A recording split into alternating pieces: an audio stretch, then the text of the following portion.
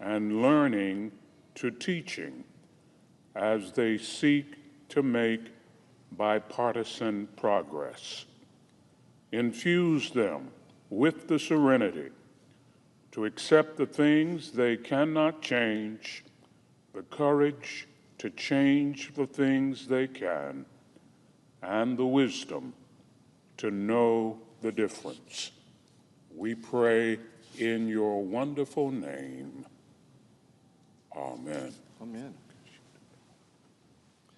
Please join me in reciting the Pledge of Allegiance to the flag. I pledge allegiance to the flag of the United States of America and to the republic for which it stands, one nation, under God, indivisible, with liberty and justice for all.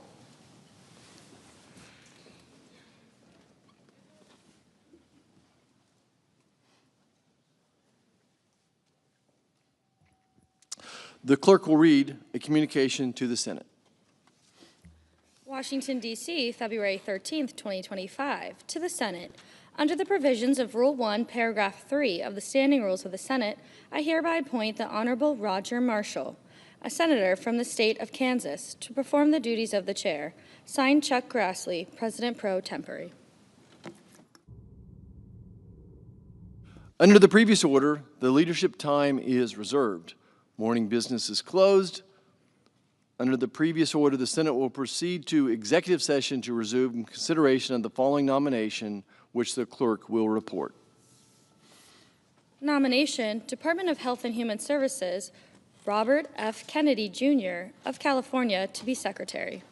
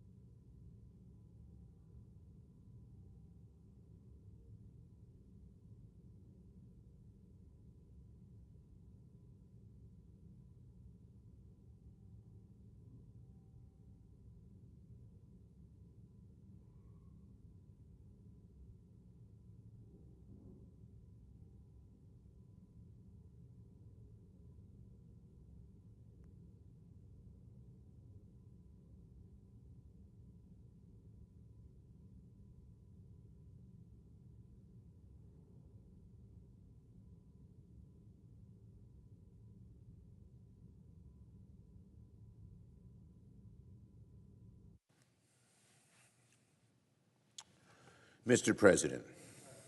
The Democratic leader. Mr. President, this morning, the Senate will vote on the nomination of Robert F. Kennedy to serve as Secretary of Health and Human Services. By now, it's beyond clear that Mr. Kennedy is not remotely qualified to become the next Secretary of HHS.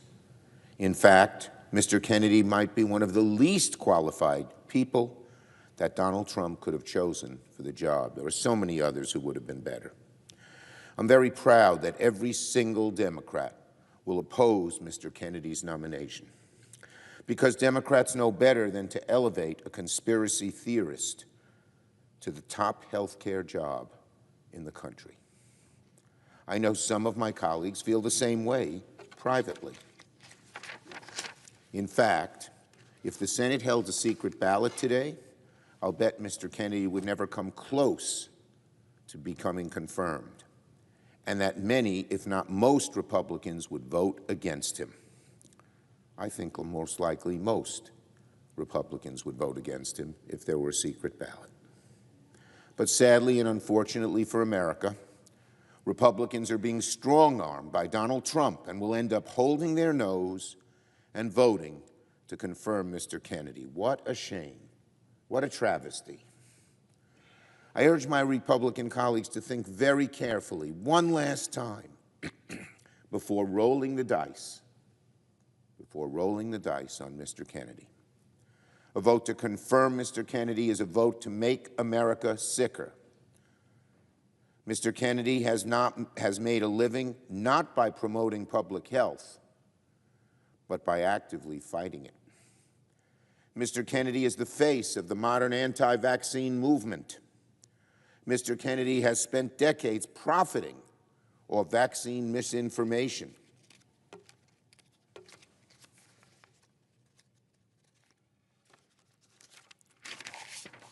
Mr. Kennedy told me to my face that he would, quote, defer to the president on issues as personal, as deeply held, as important as abortion. Well, how do we know that Mr. Kennedy won't just defer to the president, who is far from an expert on health care, on other issues and health care issues as well? It's simple. We don't. But if he can change his view and defer to the president on something as deeply held as abortion, the likelihood is he'll change his view on many other health care issues to the detriment of the American people. One thing he won't change his views on is vaccines, I am sure, because he's held that so deeply. My Republican colleagues should think very carefully before voting to elevate a vaccine skeptic, a conspiracy theorist, to oversee our health care system. If confirmed, I fear greatly that Mr. Kennedy will take steps that severely undermine public health, weaken safety standards, and put the needs of for-profit corporations ahead of the needs of American families. And sooner or later, public backlash is going to build, and Republicans will have wished they hadn't signed their names for such a troubled nominee. So one final time, I implore my Republican colleagues to reject the nomination of Kennedy to be Secretary of HHS. A vote to confirm Mr. Kennedy is a vote I truly believe many, many Republicans and most Americans will eventually very deeply regret. Now on costs, lowering costs for average families in the budget resolution. Well, my colleagues, ladies and gentlemen, my fellow Americans, welcome to the age of Trumpflation. Trumpflation. If there was one mandate that Donald Trump had after winning the election, it was to fight inflation. Remember what he said on the campaign trail? He said, quote, "When I win, I will immediately bring prices down starting on day one." Starting on day one, he said he will bring prices down. Well, today is day 25, and inflation is not down, but actually up by 3%, higher than what economists were expecting. At the grocery store, the price of pork and chicken and beef are all up. Eggs are up 15% from last month. Gas prices are up 2% from last month. Used cars are up. Auto insurance has become more expensive. And what is Donald Trump doing about all this?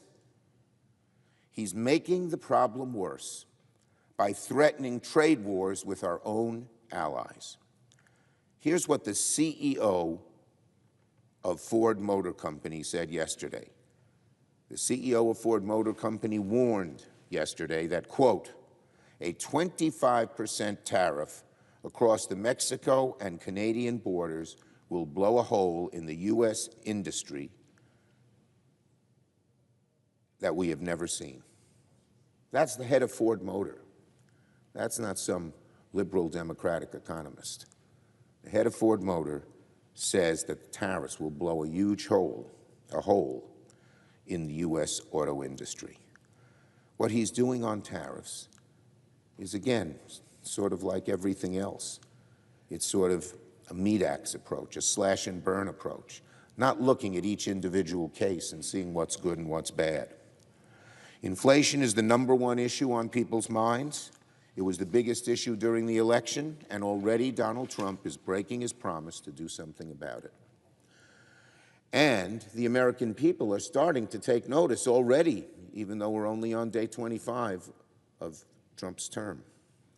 A recent CBS poll showed that 66% of voters do not think Trump is focused enough on lowering prices. 66% of voters do not think Donald Trump is focused enough on lowering prices.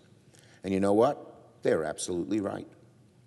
In the 3 weeks that Donald Trump has been president, he's been focused on pretty much everything but fighting inflation, which is the #1 thing people care about. We've seen this maneuver so many times before from Donald Trump. He knows that he has no real answers to fixing inflation. So what does he do? He distracts, he distorts, he says ridiculous and wild, strange things, hoping to distract the country from the fact he's not doing his job. It's why he talks about things like renaming the Gulf of Mexico. It's why he's talking about hotels in Gaza. It's why he's talking about annexing Canada. None of these things have anything to do with the thing that matters most, lowering the cost of living for average American families. And meanwhile, what are the Republicans doing here in Congress? What are my Senate Republican colleagues doing? Are they fighting inflation, maybe? No way. No way. Republicans are full steam ahead with cutting taxes for the ultra-rich, paid for on the backs of working and middle-class families. Just look at the gargoyle-like budget proposal that the House Republicans released yesterday. Republicans want to make billionaires even wealthier by raising costs for working people. The Republican budget slashes nutrition programs that help 40 million Americans put food on the table. The Republican budget proposes massive cuts to Medicaid, threatening health care for tens of millions of people. It will make food, health care, energy, and housing more expensive, all to cut taxes for the ultra-rich, hurting the middle class, raising costs for the middle class to help the ultra-wealthy. The Republican budget plan can be described in one word: radical.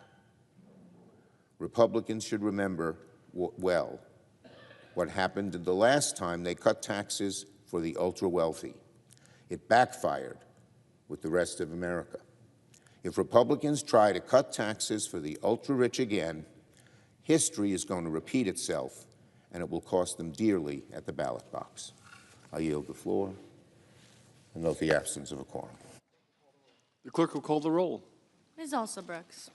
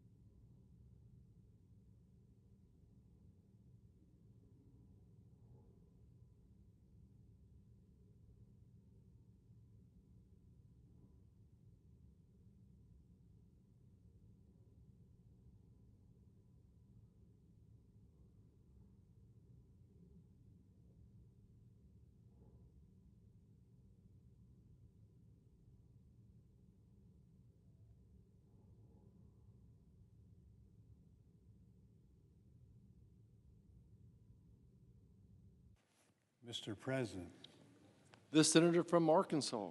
ask that we dispense with the quorum call. Without objection. Thank you, Mr. President. I ask unanimous consent that our intern on the Committee on Agriculture, Nutrition, and Forestry, Kylie Henneberry, be granted floor privileges through May 9th, 2025, and that CFTC detailee Kevin Webb also be granted floor privileges through the end of the 119th Congress. Without objection. Thank you, Mr. President. Mr. President, I'm honored to speak on the floor of the Senate and support Brooke Rollins to be Secretary of Agriculture. The Senate will vote on her nomination to this cabinet position today, and I encourage my colleagues to vote yes. America's farmers, ranchers, foresters need a leader at USDA who will be an advocate for their livelihoods in rural America and be a strong voice to address the pressing needs of our agricultural community. Brooke Rollins is that person.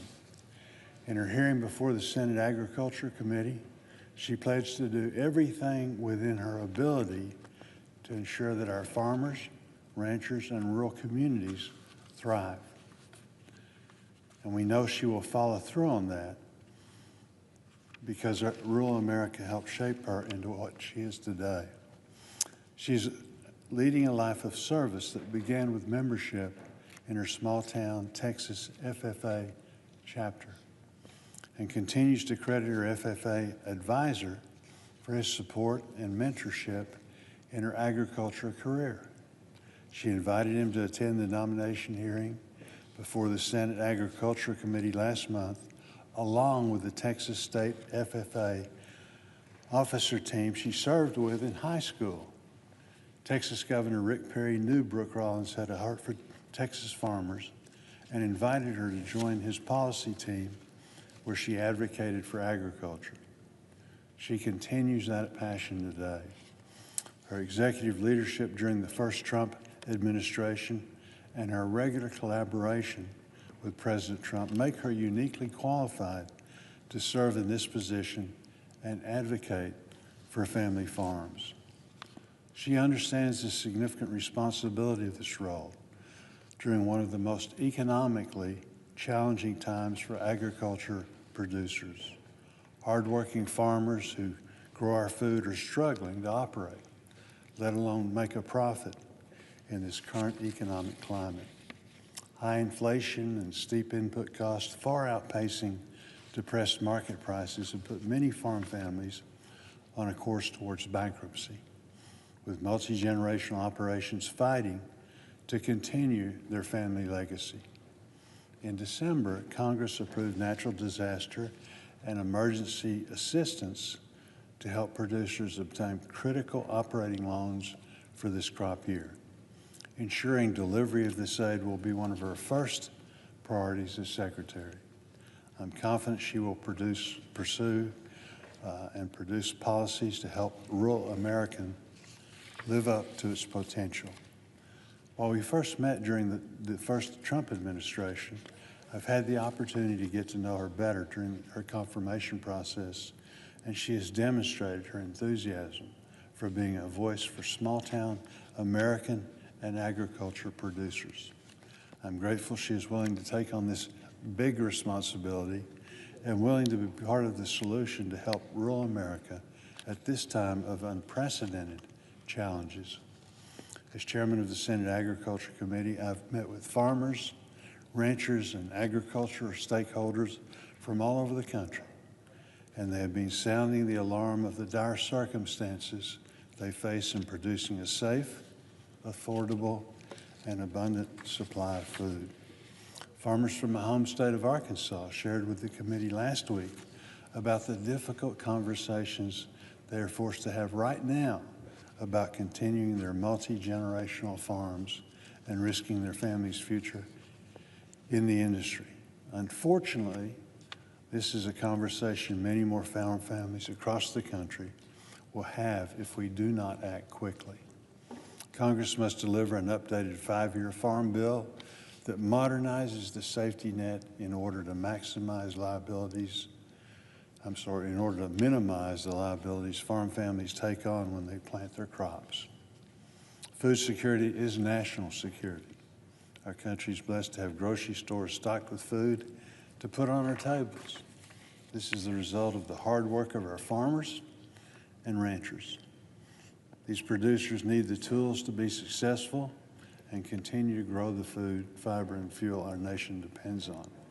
I know Brooke Rollins shares my commitment to enhancing the policies that help farm families and rural communities thrive.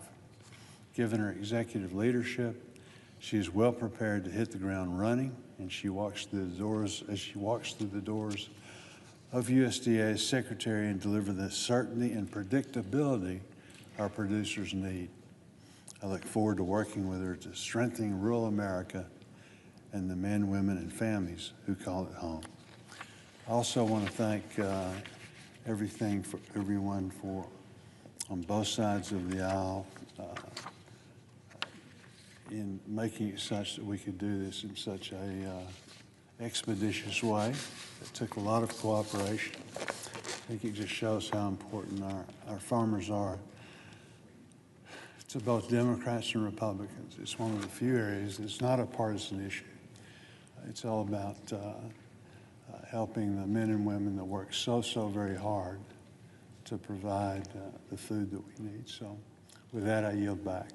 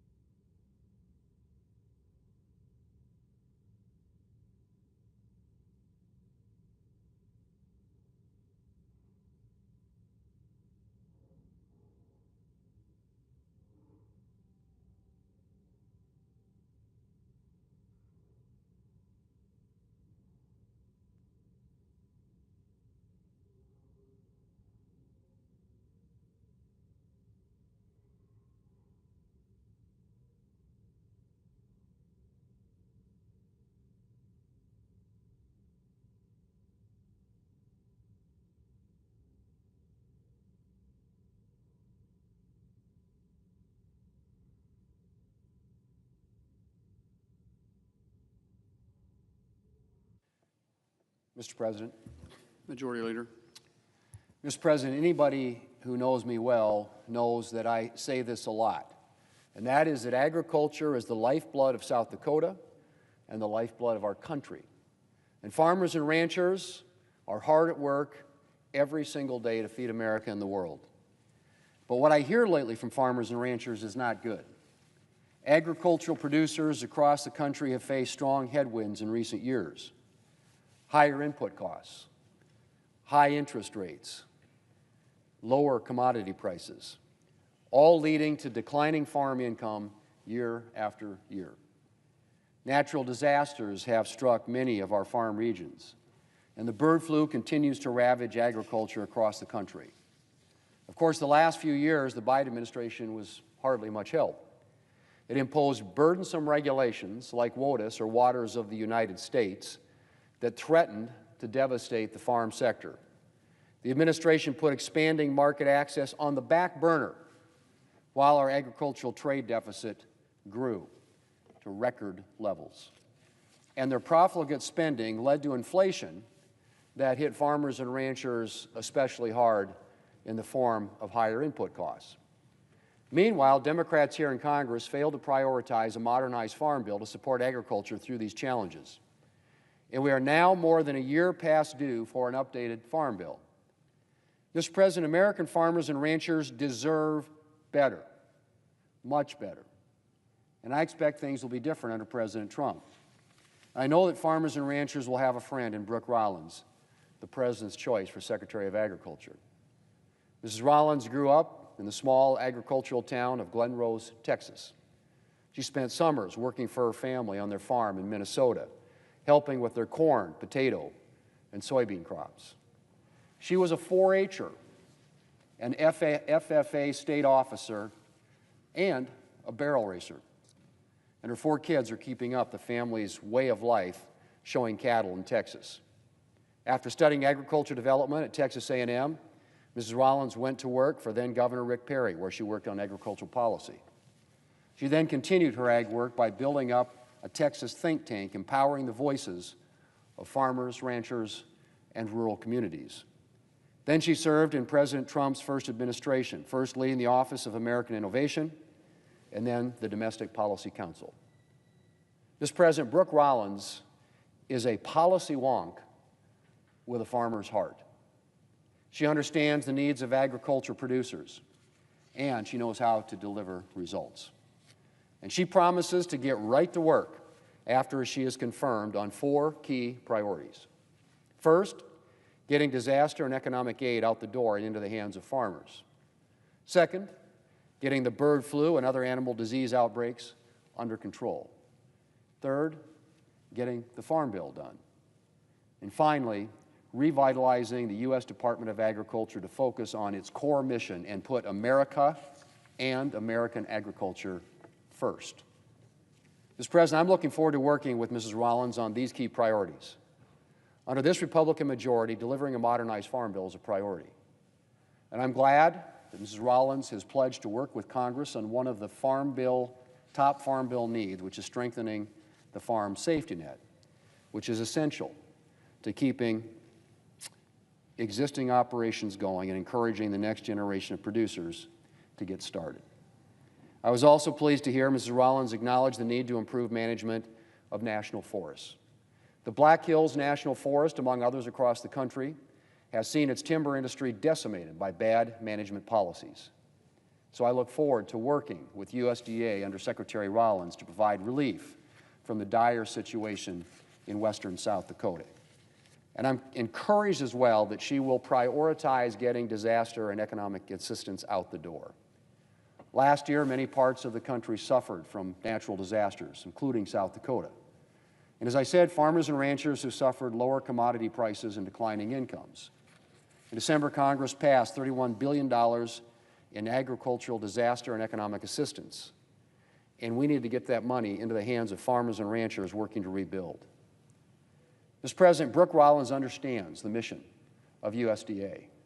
She understands the day-to-day needs of America's farmers, and she has the expertise to deliver results.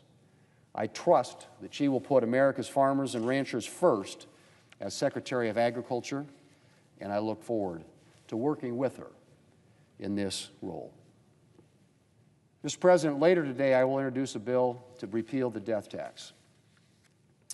As I mentioned, as a resident of a rural state filled with family farms and ranches, I have made death tax repeal a priority for a long time. And I was proud to help secure a doubling of the death tax exemption in the 2017 Tax Cuts and Jobs Act.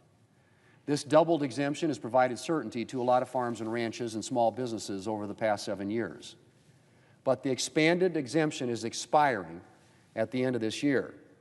And it's my hope that we will not merely extend this exemption, but that we will get rid of this fundamentally flawed tax once and for all. Mr. President, the death tax is fundamentally flawed both in theory and in practice. There should be a limit to how many times the government can tax you. The money you leave at your death has already been taxed by the government at least once, which makes the death tax double taxation. And the government isn't even profiting all that much from this double taxation. That's right, the death tax accounts for a teeny tiny fraction of government revenue. In fact, there's reason to believe that the government would collect more in taxes if it got rid of the death tax entirely, due to the economic growth and job creation that would stem from its elimination. So how is there any support left for this burdensome tax? Well, Mr. President, that's a good question. For some, of course, heavy taxation is axiomatic. Do well, their thinking runs, and the government should come after you. Some think that you shouldn't be able to pass the results of hard work down to your children upon your death. Well, Mr. President, death tax proponents tend to talk as if the death tax only affects the extremely wealthy. But nothing, of course, could be further from the truth. The death tax can sweep up those who have very little in the bank, notably family farms and ranches and family businesses. How? Well, farming and ranching is often a cash-poor business. A farmer might have substantial-looking assets on paper, but the vast majority of that is land and farming equipment. Only a small fraction of it is money in the bank. On top of that, farmland can often be valued at a level that is inconsistent with its agricultural productivity value. A farmer might have land with a substantial value on paper, but the crop yield on that land could be worth far, far less. So what happens when a farmer or rancher dies and his estate is subject to the tax? There's a very good chance that his liquid assets, in other words, the cash that he has available in the bank, won't come close to covering the tax bill from the federal government. And the only alternative for his heirs may be to start selling off land or farm equipment to pay the tax. In some cases, they will be able to keep the farm, just a smaller version of it. In others, they may have to sell off the family farm entirely. The case is similar with family-owned businesses. The owner might appear to have substantial-looking assets on paper, but only a small fraction of that may be money in the bank. The vast majority may be tied up in the business. And once again, when the federal government comes around demanding a huge portion of this individual's taxable estate, there may not be anywhere close to enough money in the bank to pay the tax. To pay the federal government, the owner's descendants will have to sell off part or all of the family business. Now, Mr. President, family farms and ranches are the lifeblood of rural communities in South Dakota. They're a source of jobs. They provide support for local businesses. They help build up local schools and local infrastructure.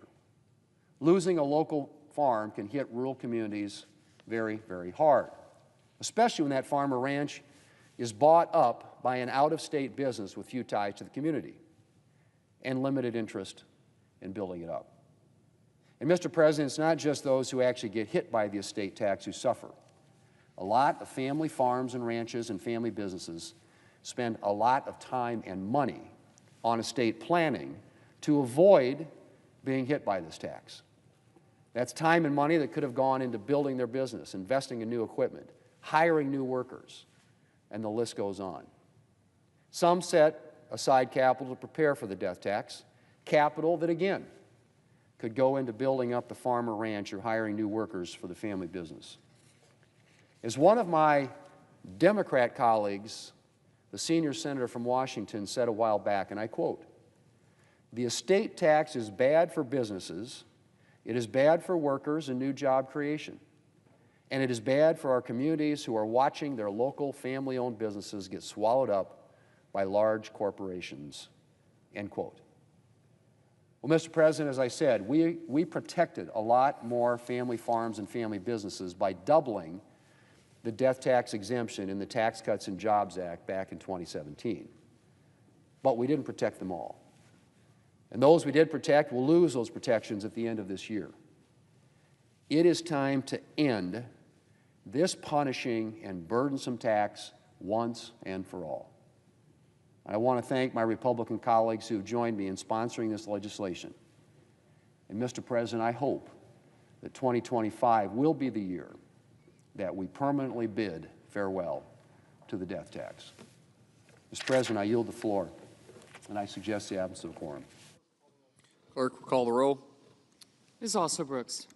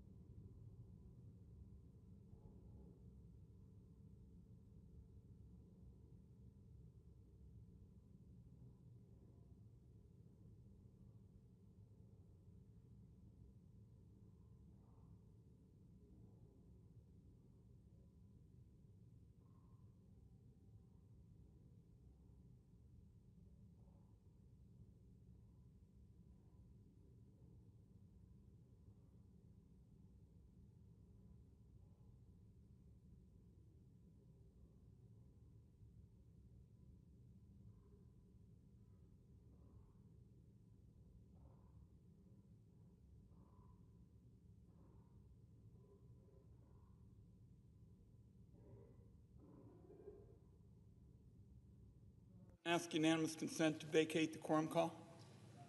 Without objection. Mr. President, I ask unanimous consent that I be permitted to speak for up to 15 minutes, Senator Crapo for up to 5 minutes, and Senator Schumer for 2 minutes prior to the scheduled votes. Is there an objection? Without objection. Mr. President, late into the night, senators spoke on the Senate floor about why Robert F. Kennedy Jr. is the least qualified nominee to ever be tapped as America's chief health officer. On issue after issue, Mr. Kennedy has demonstrated a profound lack of knowledge at best and deeply dangerous views at worst. Mr. Kennedy has refused to tell Americans how he would manage health care issues that they're deeply worried about: vaccine safety, women's reproductive health, drug pricing, and affordable health care, to name a few. This leaves, Mr. President, millions of Americans alarmed about the future of health and science in America. Last week, 2 Oregon medical students approached me to talk about Mr. Kennedy's nomination. These medical students told me they were less concerned about the damage Mr. Kennedy would do as HHS Secretary in the weeks and months to come. These medical students are not only worried about the prospect of losing cures, treatments, and medical breakthroughs if Mr. Kennedy is confirmed. These medical students from Oregon told me that his unwillingness to take science and medical data seriously is going to harm science for decades to come. So I asked my colleagues to think about those medical students' words. Is that a legacy you want to leave behind as a result of supporting Mr. Kennedy? Senate Democrats have been making this exact case. In his hearing before the Finance Committee, I asked Mr. Kennedy to square his anti-vaccine views with more recent statements designed to appease a number of our senators who are quite nervous about his nomination. In his testimony, he used the fact that his own children were vaccinated to prove he was not anti-vaccine. But the record shows that just a few years ago, he said he would, quote, do anything and pay anything to go back in time in order to prevent them from getting those vaccines. Elsewhere in his testimony, Mr. Kennedy stated he was not anti-vaccine, but rather pro-safety. But about 18 months ago, he said on a podcast, and I quote, no vaccine is safe and effective. In other words, Mr. President, in the Senate Finance Committee, we brought the evidence, we brought the receipts, and Mr. Kennedy said nothing to actually disavow his prior statements. He stuck by the time-worn tactics of a conspiracy theorist. Always ask for more evidence and never accept the evidence that's placed in front of you. Even some of my colleagues on the other side of the aisle are now deeply disturbed by Mr. Kennedy's refusal to entertain evidence that would require him to change his mind on vaccine safety. Nevertheless, it sure looks like my Republican colleagues have bowed to pressure from Donald Trump and are poised to hand Mr. Kennedy the platform he has been seeking for 2 decades to push fringe views. So before the Senate votes, I'd like to take a moment to talk a little bit about the fights ahead on health care. Republicans in the House are already pressing ahead this morning with their plan to kick millions of Americans off of their health insurance in order to fund more tax cuts for those who are very wealthy. And as HHS Secretary, Mr. Kennedy is going to be a key player in this effort. While senators were on the floor speaking yesterday, the Senate Budget Committee debated a budget resolution that unlocks the legislative tools Republicans need to make good on their go-it-alone plan. At the same time, the House Budget Committee released its own budget resolution that will be debated today. Mr. President, what is clear in both of these blueprints, in their game plan, is that Medicaid cuts are at the top of the list. 81 million Americans rely on health care coverage under Medicaid, and the CHIP program for kids. Those people are folks with disabilities, low-income families, seniors, and of course children. The damage and destruction to American families if Republicans go through with their plans to gut Medicaid cannot be overstated. Take nursing homes, for example. 2 out of 3 nursing home residents are currently being covered for their health care by Medicaid. Imagine you visit your mom in her nursing home in the months after the Republican bill makes steep cuts to Medicaid. Your mom complains there are fewer and fewer staff. She had to wait more than an hour after calling for help to use the bathroom on several occasions. Next time you visit, she tells you some of the new staff don't have time for her. You learn that the facility no longer has the resources to conduct background checks and that they're desperate for workers. A few weeks later, the facility manager pulls you aside to deliver some bad news. Her nursing home can no longer accept patients with Medicaid after steep federal cuts to the program. Unless you can find another facility that accepts Medicaid, you've got to pay the high monthly cost out of your own pocket. Suddenly, and with no warning, you've got impossible options. Either you scramble to find the money to cover a new facility that costs thousands of dollars a month, or you bring your mom home with you. So between holding down a full-time job and raising young kids, suddenly you have to deal with making sure that your mom gets full-time care, and that requires nursing assistance around the clock. Unfortunately, this case I described is something you see in every nook and cranny of America. I know that from my days as co-director of the Gray Panthers. And I know that many of your friends and neighbors with aging parents and grandparents in nursing homes are facing the catastrophe that I've just described. Now, Republicans are going to do somersaults to disguise their cuts to Medicaid, and they're going to describe it in health care lingo that they think plays well with people. For Republicans, every single child, senior, or family struggling to pay the bills that gets denied coverage is a win. And that brings us to Mr. Kennedy. During his confirmation hearing on everything from abortion to vaccines to Medicare and Medicaid, Mr. Kennedy was given ample opportunity to go on the record about how he would improve these programs, bring down costs, save taxpayers money, and improve care. Instead, he showed a complete lack of understanding of the basics of Medicaid and how it functions. I personally believe it shouldn't be too much to ask for the future CEO of Medicaid to understand how important it is to provide affordable coverage for millions of families. Republicans, with Donald Trump at the helm, are steering our country toward a health care cliff. Their ultimate objective is to take away Medicaid from as many people as they can. Colleagues, so much for making America healthy again. What the American people need is a leader who will be the voice of reason in the room as Trump and his assistants in Congress start slicing and cutting. Our country needs a leader at Health and Human Services who's actually going to work to improve care and lower costs, defend the reproductive freedoms of families, and listen in particular to facts and science. The American people have no reason to believe, based on the record, the evidence that the Senate Finance Committee has accumulated, to believe Mr. Kennedy will be that leader. There is no question the health care system in America needs reforms. It's falling short, and Democrats want to work in a bipartisan way on those issues. We are disillusioned by a system that puts profits over patients in too many circumstances. Nobody on this side of the aisle is arguing for the status quo. But the solution, colleagues, and I'm closing with this, does not lie in Donald Trump's, quote, concept of a plan to make our country less healthy, less safe, and less successful.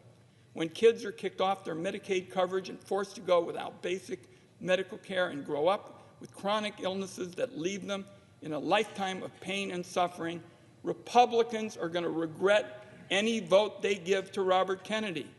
When seniors are told they have to vacate their nursing homes because it no longer accepts Medicaid, Republicans again will regret a vote for Robert Kennedy. When families are struggling to pay the bills and they're landed with a mountain of medical debt because their kid got sick and they were kicked off their insurance, finally Republicans will regret any decision they give, any vote they give to Robert Kennedy. Mr. Kennedy will no doubt be right alongside Republicans, a willing participant in this future for health care that I've described today that is really stepping back from progress that has been made. I urge a no vote, colleagues, and I yield the floor.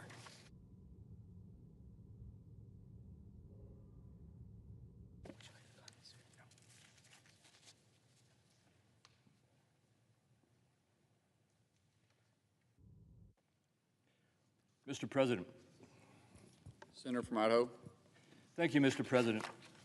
I rise today in support of Robert F. Kennedy Jr.'s nomination to be Secretary of the U.S. Department of Health and Human Services, and to urge my colleagues to vote in favor of his confirmation. Contrary to the attacks that have constantly been made on him, he has made it very clear that he will support safe vaccinations and just wants to see that the research on them is done and done well. When his nomination for the role of Secretary of HHS was announced, Mr. Kennedy stated, "We have a generational opportunity to bring together the greatest minds in science, medicine, industry, and government to put an end to the chronic disease epidemic facing Americans." I agree with him. We've got to get into the business of making America healthy again. Mr. Kennedy's dedication to this commitment has been apparent throughout the nomination process. He will bring a fresh perspective to health care, prioritizing consumer choice, information transparency, and early interventions to strengthen the well-being of all Americans.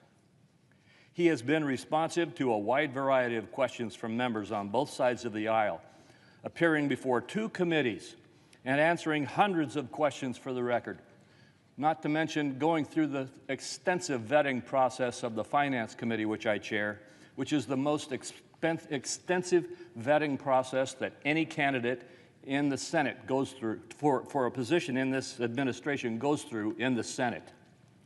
While some of my colleagues continue to question his financial agreements, Mr. Kennedy met and then exceeded the requirements set forth by the Office of Government Ethics. Mr. Kennedy has participated in one of the most extensive processes, as I've said, that our Senate puts a nominee through, and has succeeded in meeting those standards. And I encourage my colleagues to support his nomination. Now, before I close, I want to respond briefly to the comments that we've heard today here on the floor and all day yesterday in a long Budget Committee hearing to set up the first reconciliation legislation to come before the Congress. It was said today that Republicans are going to take Medicaid away from children. They are going to take health care away from seniors. It was said yesterday that we were going to go after pretty much old people, young people, middle-aged people, and every other kind of people, because we are going to destroy the support base that they have here in the federal system. The fact is, this is the politics of fear, the politics of claiming things that are going to happen which are not going to happen. The reality is that yesterday's Budget Committee meeting was not on health care. There was nothing done in the meeting yesterday that would have done any of the things that you've heard on the floor today. What we did do yesterday was to set up a process so we can provide some significant extra spending authority to our government to close the border and deport the violent criminals who have come into our country in the millions in the last few years. We had another provision in it to give significant new resources to our national defense so that we can build back our Department of Defense and the authority of those in our armed services, the ability of those of our armed services members to have the technology and the equipment and be capable of responding to threats to our nation. And finally, We restarted and charged up our use and engagement in producing America's energy in America so that we can get back into the business of being independent and not relying on other nations for our energy policy. Those are the three things that we focused on in the committee yesterday.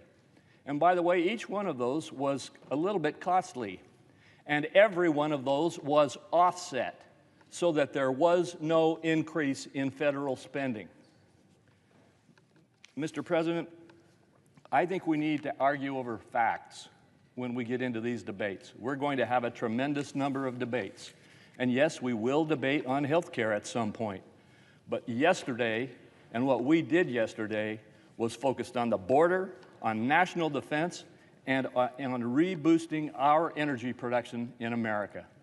I encourage a strong yes vote for Robert F. Kennedy to be the next Secretary of the U.S. Department of Health and Human Services. Mr. President, Senator from Oregon. I would ask unanimous consent for 1 minute for an opportunity to respond to my colleague from Idaho.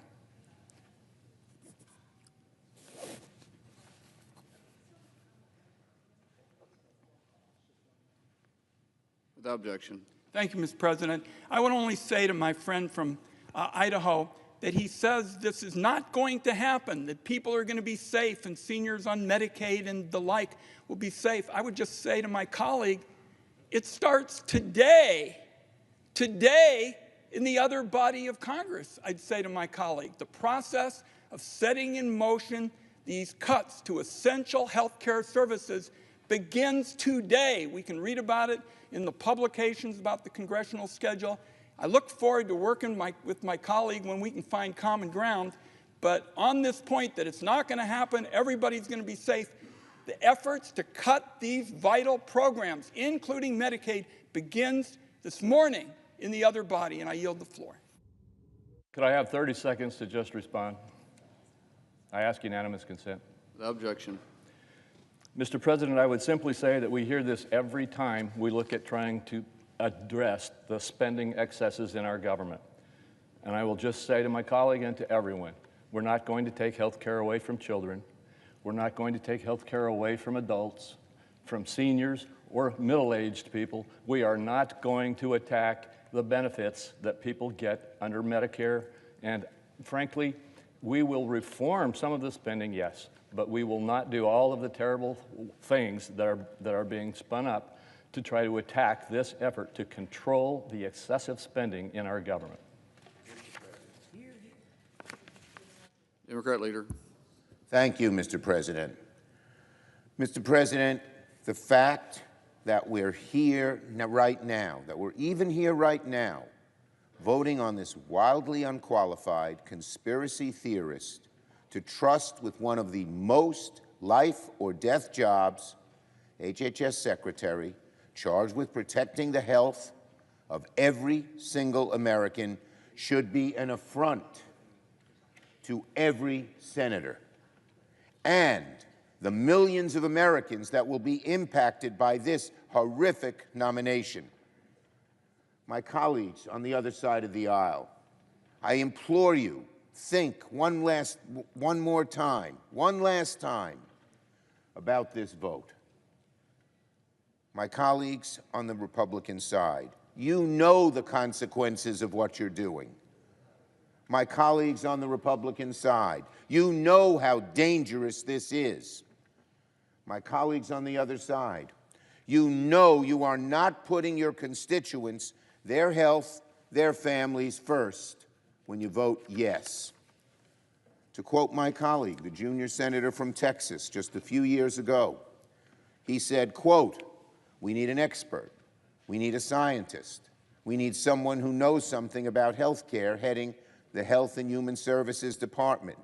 Well, which is Robert Kennedy? An expert? A scientist? Or what about the senior senator from Louisiana, the chair of the Health Committee, and a well-respected medical professional himself? A few years ago, here's what he said. Previous HHS secretaries have had a pharmaceutical industry background, have been a state health commissioner, have run health systems, have been governors. Somebody who has had a background in actually administering the programs that HHS administers. I ask my colleagues, which of these qualifications does RFK possess? You know the answer, none of them. The question in front of this body today, the question in front of this body is not simply to confirm RFK to run the nation's health department. The question before us is very simple. Which is more important to you? The health and well-being of your constituents, or blindly obeying orders, knowing full well the dangerous impacts your vote will enable? I plead with you one more time, rethink this issue. This is dangerous, this is wrong, very wrong. I yield the floor. Under the previous order, all post-cloture time is expired. The question occurs on the Kennedy nomination. Is there a sufficient second? There appears to be. Clerk will call the roll. Ms. Also Brooks, Ms. Baldwin, Mr. Banks, Mr. Barrasso, Mr. Bennett, Mrs. Blackburn, Mr. Blumenthal, Ms. Blunt Rochester, Mr. Booker, Mr. Bozeman, Mrs. Britt, Mr. Budd, Ms. Cantwell, Mrs. Capito, Mr. Cassidy, Ms. Collins, Mr. Coons, Mr. Cornyn.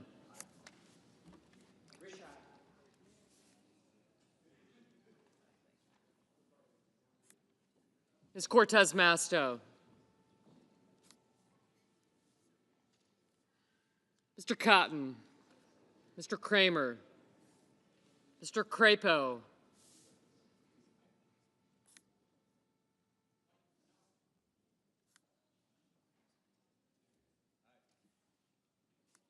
Mr. Cruz, Mr. Daines, Ms. Duckworth, Mr. Durbin, Ms. Ernst, Mr. Fetterman, Mrs. Fisher,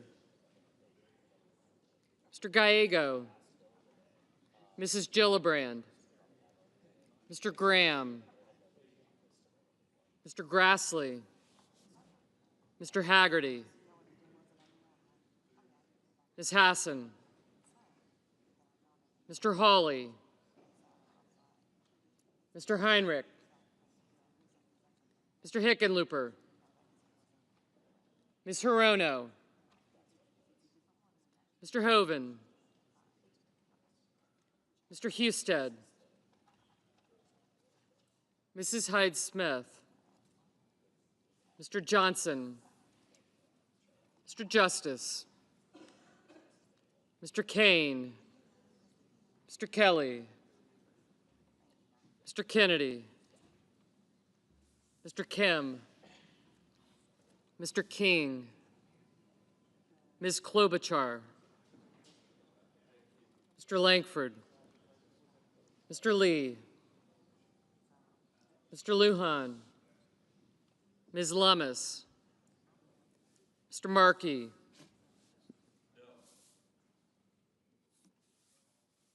Mr. Marshall, Mr. McConnell, Mr. McCormick, Mr. Merkley, Mrs. Moody, Mr. Moran,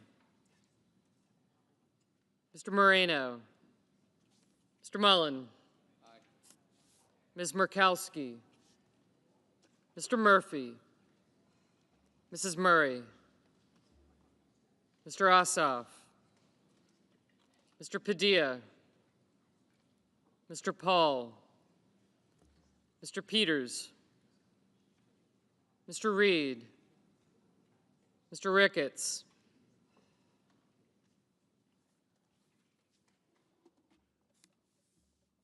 Mr. Risch,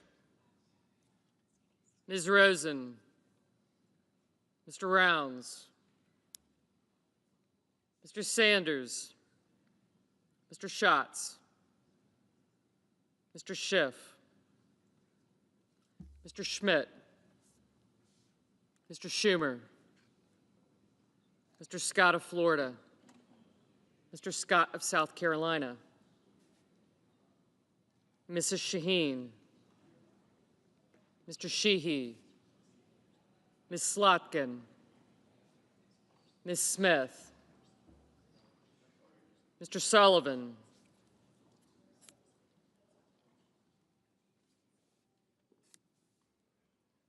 Mr. Thune, Mr. Tillis, thank you, Mr. Tuberville, Mr. Van Hollen, Mr. Warner, Mr. Warnock, Ms. Warren, Mr. Welch, Mr. Whitehouse, Mr. Wicker, Mr. Wyden, Mr. Young,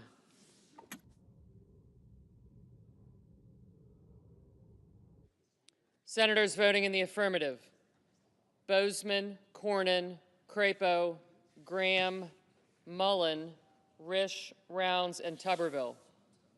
Senators voting in the negative: Bennett, Gallego, Lujan, Markey, Schumer, and Wyden.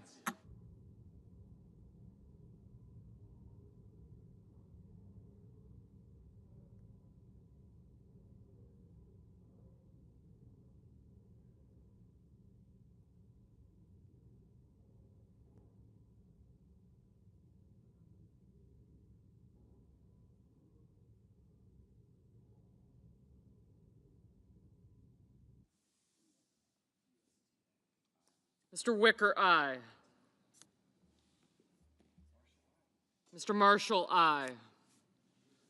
Mr. Moreno, aye.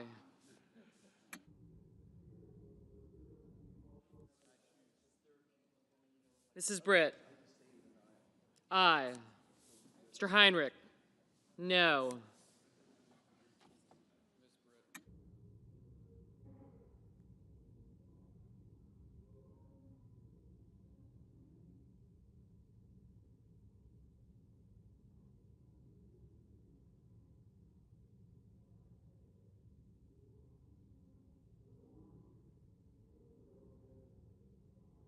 Mr. Justice, aye. Mr. Sullivan, aye.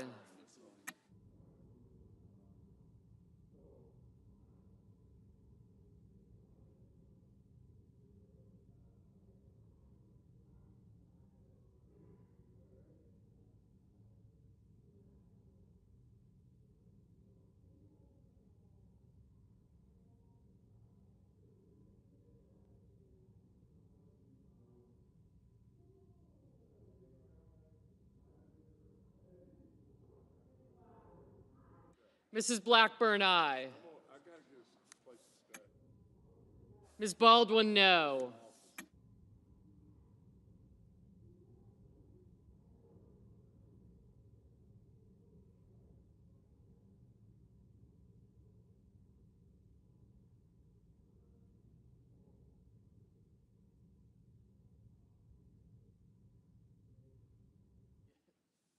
Mr. Murphy, no.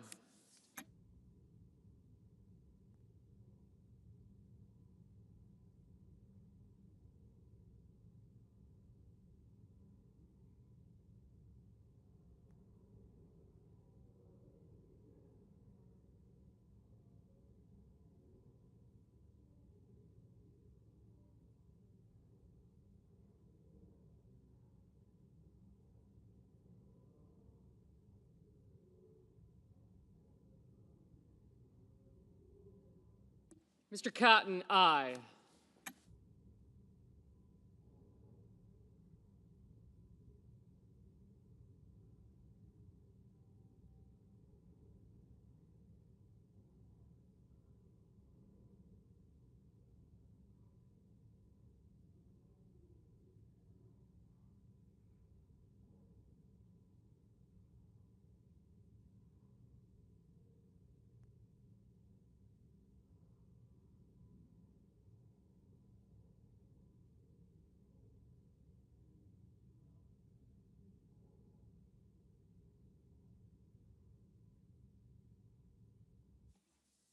Ms. Also Brooks, no.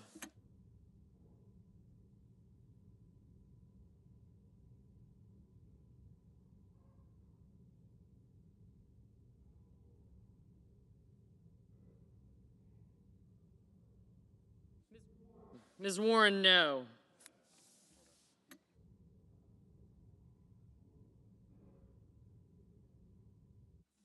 Mr. Young, aye.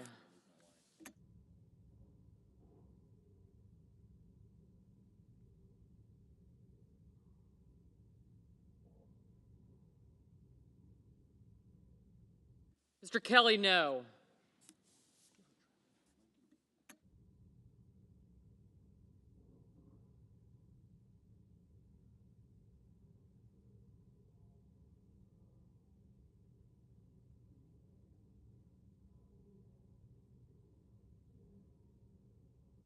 Mr. Johnson, aye. Ms. Ernst, aye.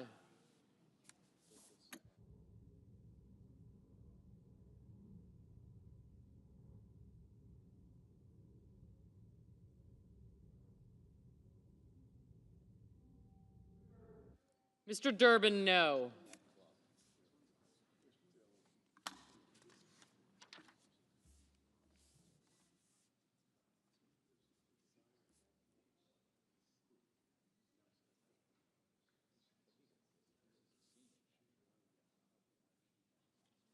Mr. Cassidy, aye.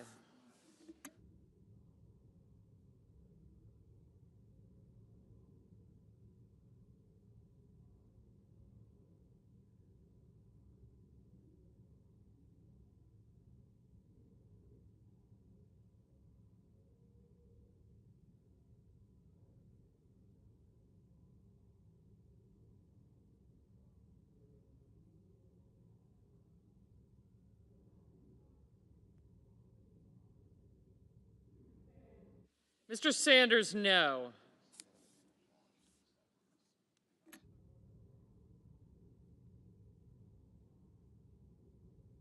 Ms. Hassan, no.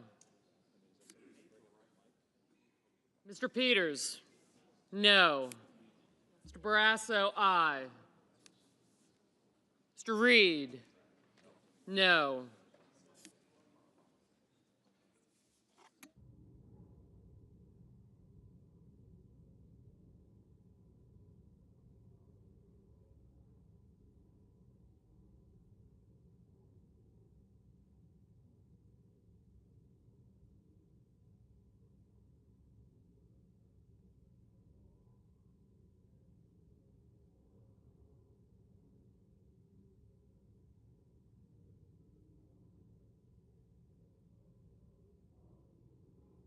Mr. Curtis, aye.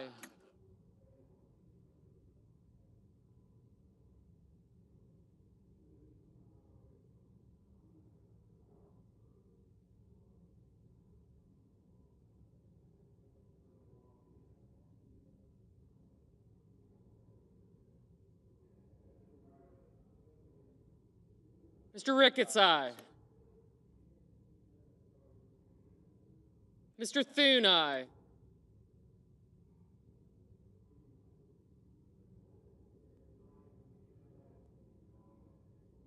Mr. Ossoff, no.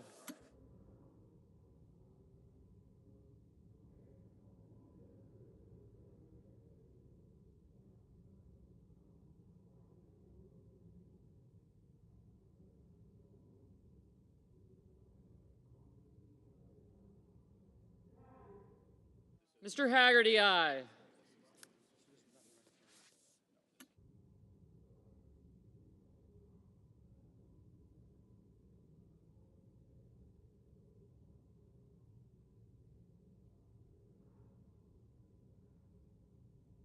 Mr. Van Hollen, no.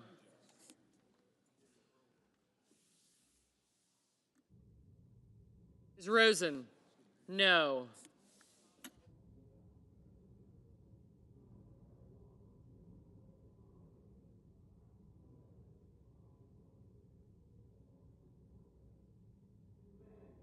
Mr. Banks, aye.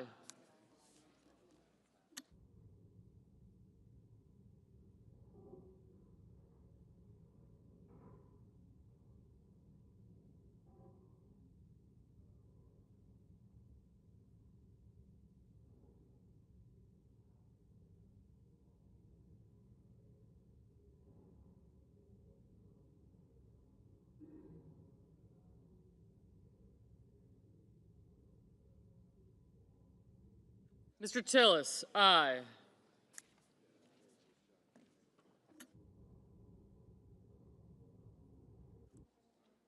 Ms. Duckworth, no. Mr. McCormick, aye.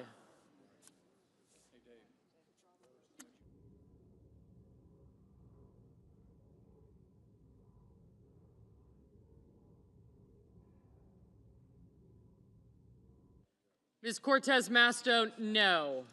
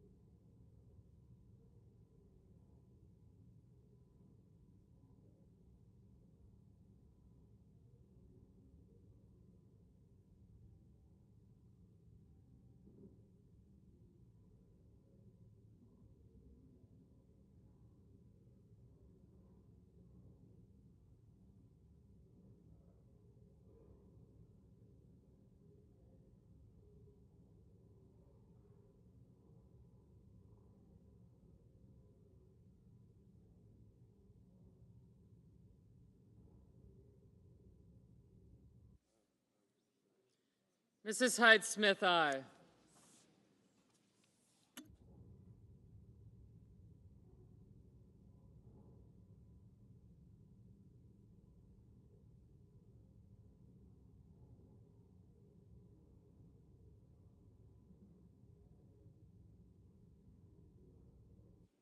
Ms. Blunt Rochester, no.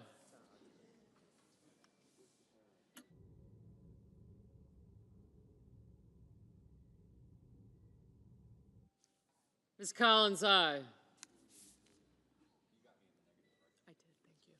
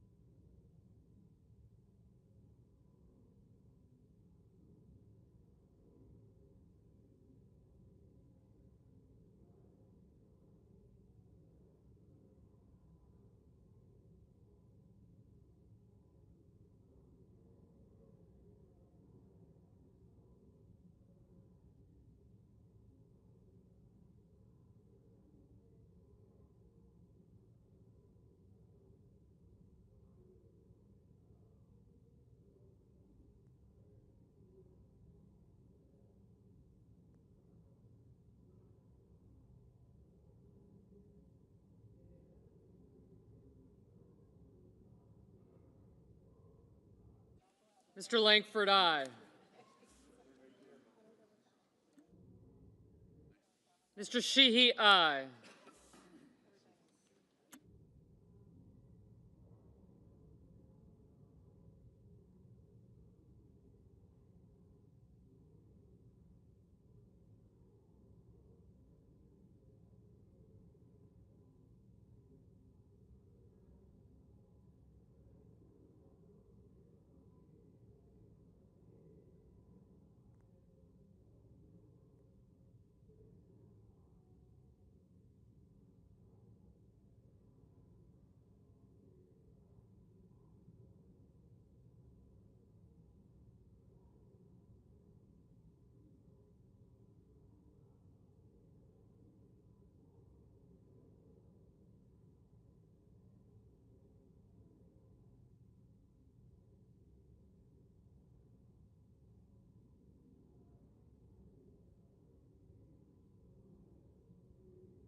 Mrs. Murray, no.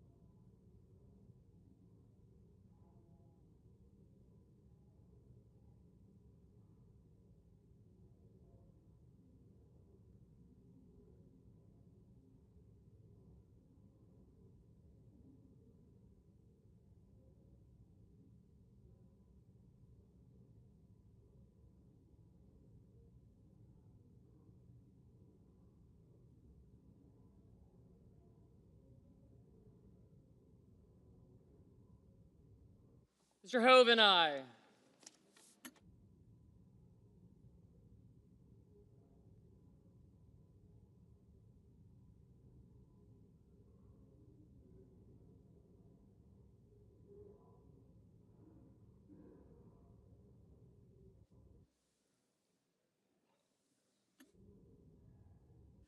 Mr. Scott of South Carolina, aye.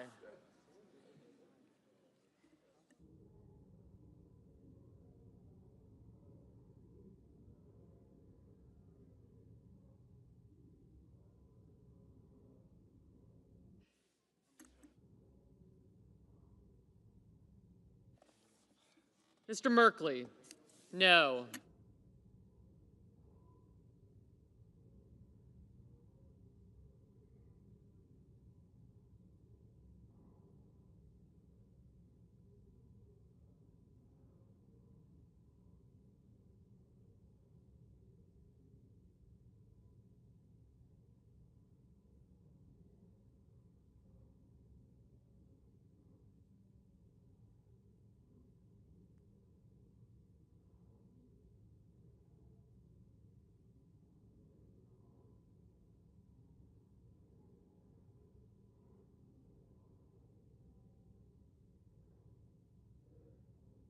Mr. Budd, aye.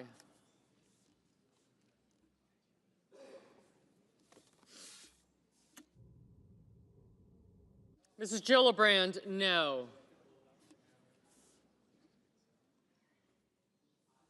Mr. Moran, aye.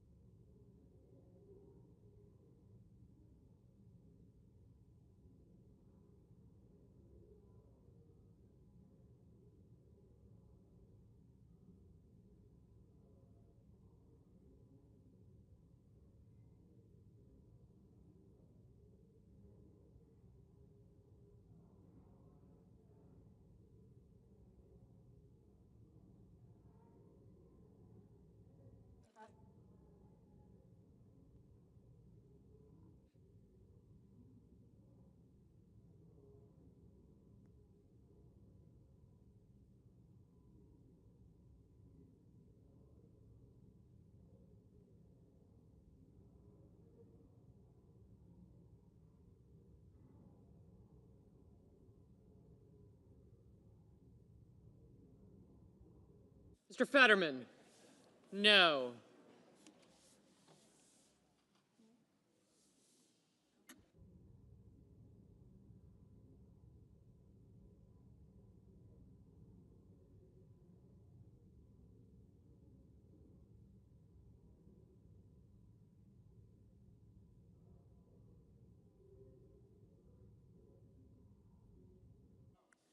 Mr. Schatz?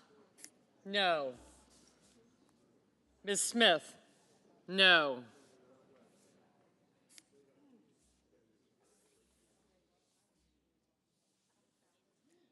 Mr. Husted, aye.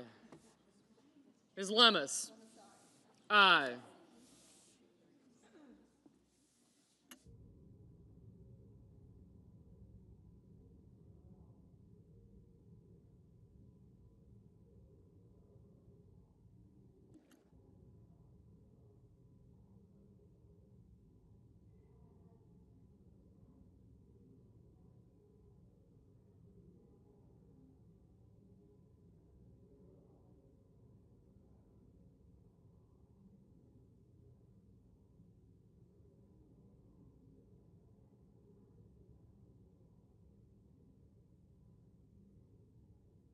Mrs. Capito, aye.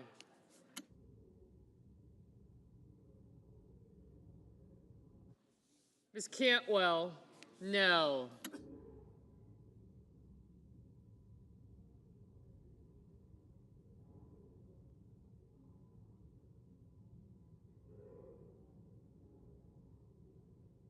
Mr. Kramer, aye. Mr. Kim, no.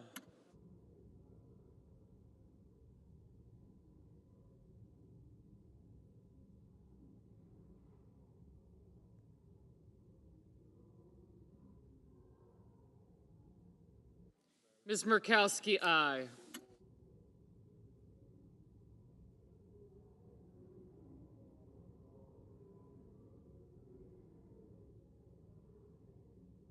Mr. Coons, no.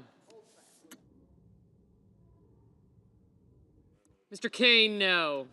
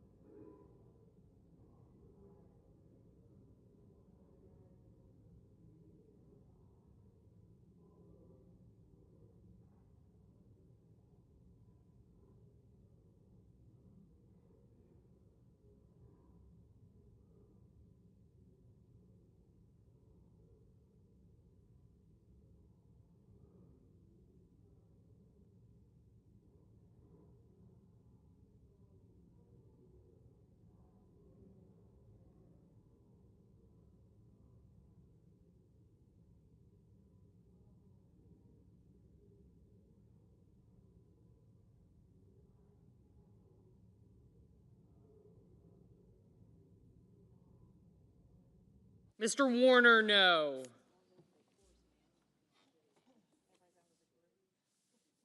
Mr. King, no.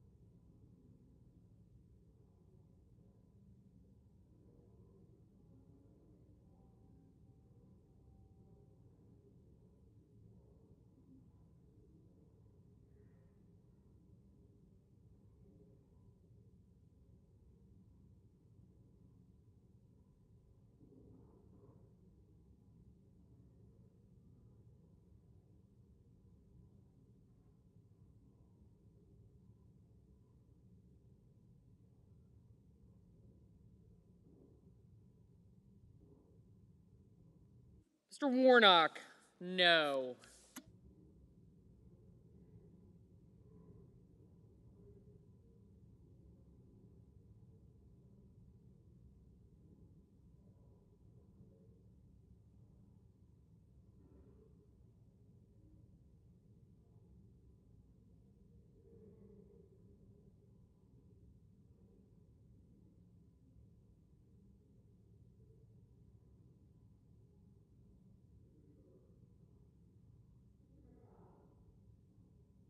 Mr. McConnell, no.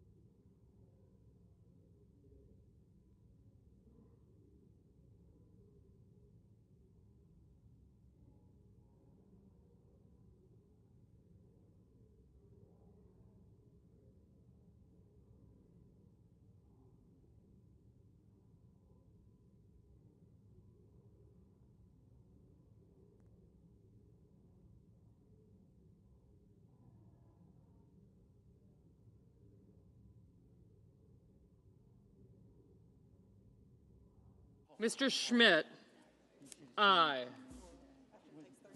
Mr. Cruz, aye. Mr. Lee, aye. Mrs. Moody, aye. Mr. Daines, aye. Mr. Schiff, no. Mr. Booker, no. Mr. Padilla, no. Mr. Blumenthal, no.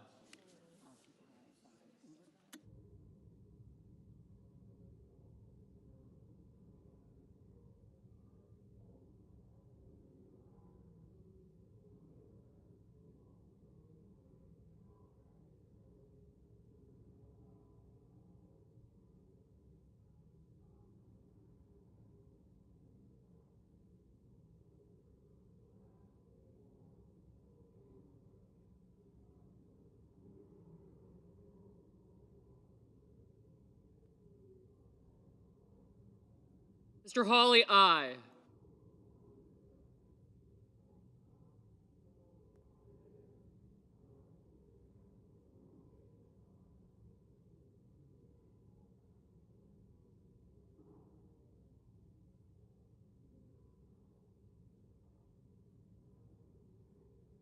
Mr. Kennedy, aye.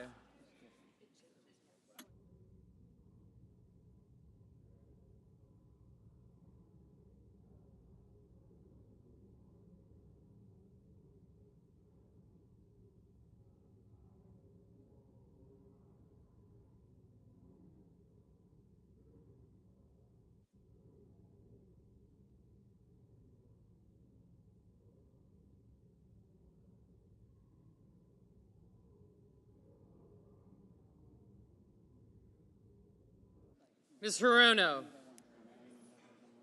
no. Mr. Grassley, aye.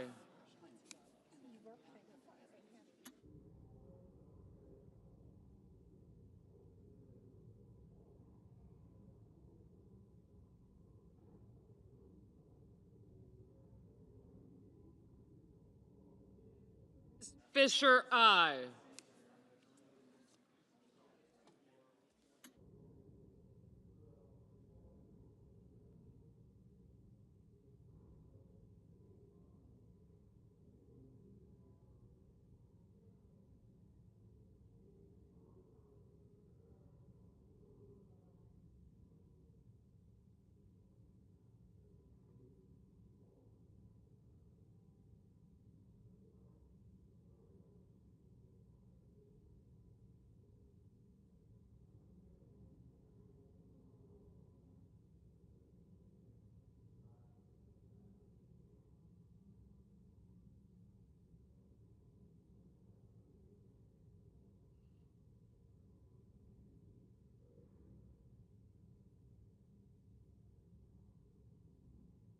Ms. Slotkin, no.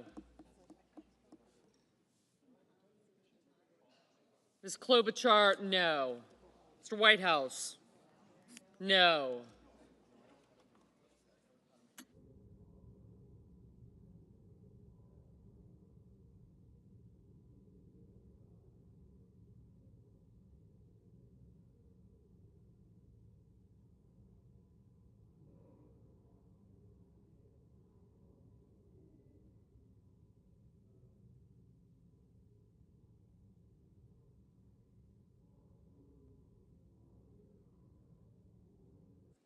Mr. Hickenlooper, no.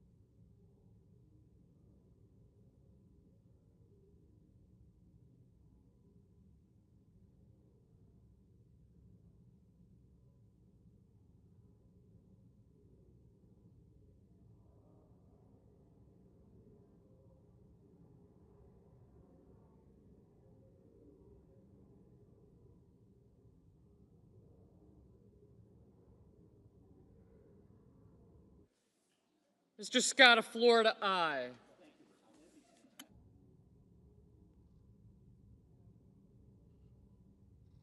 Mr. Welch, no.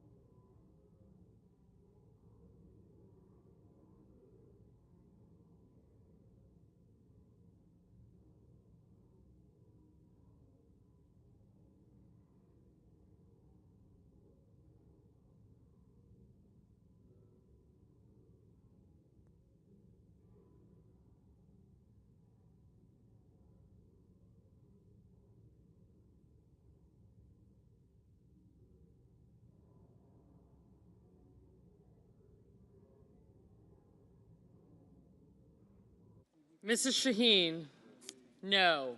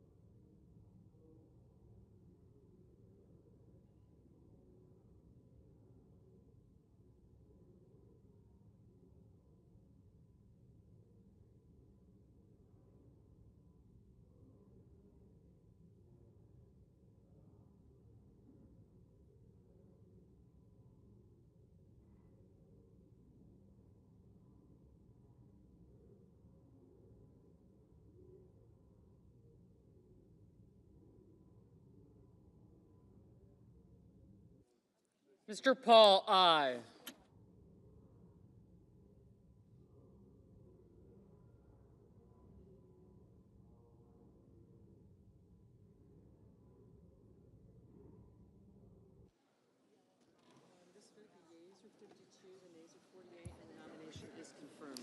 On this vote, the yeas are 52, the nays are 48. The confirmation is confirmed.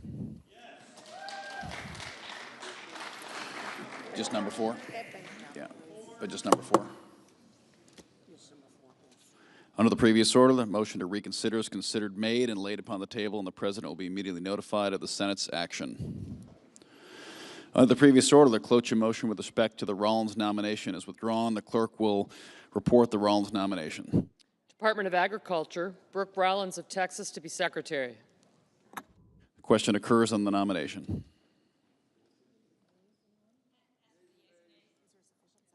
Is there a sufficient second?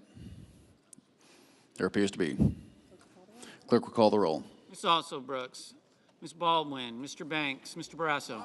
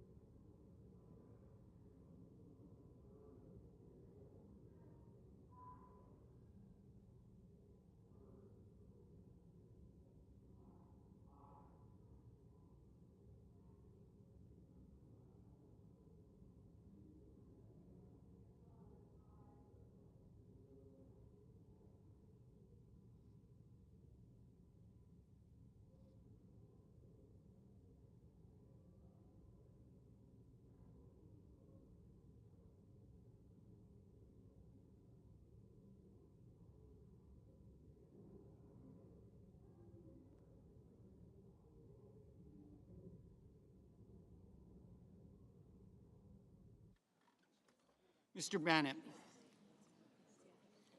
Mrs. Blackburn, Mr. Blumenthal, Ms. Blunt Rochester, Mr. Booker, Mr. Bozeman, Mrs. Britt, Mr. Budd, Ms. Cantwell,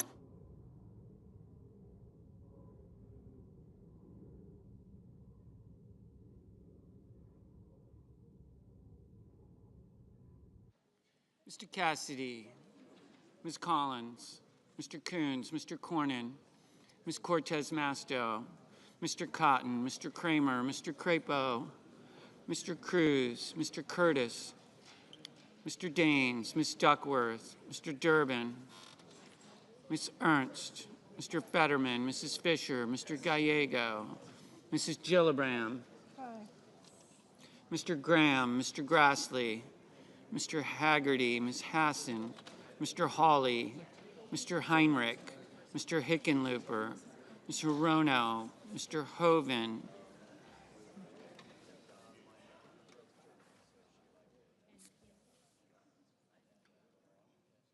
Mr. Husted, Mrs. Hyde-Smith, Mr. Johnson, Mr. Justice,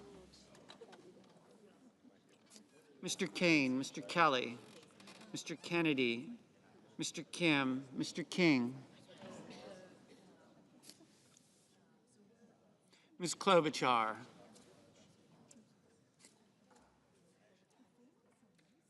Mr. Langford, Mr. Lee, Mr. Lujan, Ms. Lummis, Mr. Markey, Mr. Marshall, Mr. McConnell, Mr. McCormick, Mr. Merkley, Mrs. Moody, Mr. Moran, Mr. Moreno, Mr. Mullen, Ms. Markowski, Mr. Murphy, Mrs. Murray, Mr. Ossoff, Mr. Padilla, Mr. Paul, Mr. Peters, Mr. Reed, Mr. Ricketts, Mr. Risch, Ms. Rosen, Mr. Rounds, Mr. Sanders, Mr. Schatz, Mr. Schiff, Mr. Schmidt, Mr. Schumer, Mr. Scott of Florida, Mr. Scott of South Carolina, Mrs. Shaheen, Mr. Sheehy, Ms. Slotkin, Ms. Smith, Mr. Sullivan, Mr. Thune, Mr. Tillis, Mr. Tuberville, Mr. Van Hollen, Mr. Warner, Mr. Warnock, Ms. Warren, Mr. Welch, Mr. Whitehouse, Mr. Wicker,